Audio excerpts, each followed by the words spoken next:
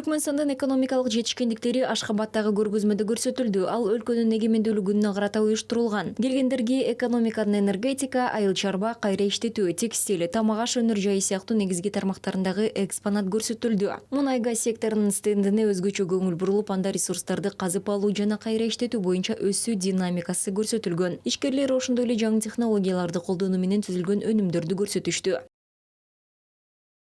Esası bölüğü çiğmali. Биз бул багытта өздөрү сунуштаган европалык өндүрүш технологияларын колдондук, тажрыйбалуу адистерден үйрөндүк. Жакынкы келечекте экспортты жолго коюуну пландаштыруудабыз. Çeklenmen. Yeryüzüne satmak maksadımız var.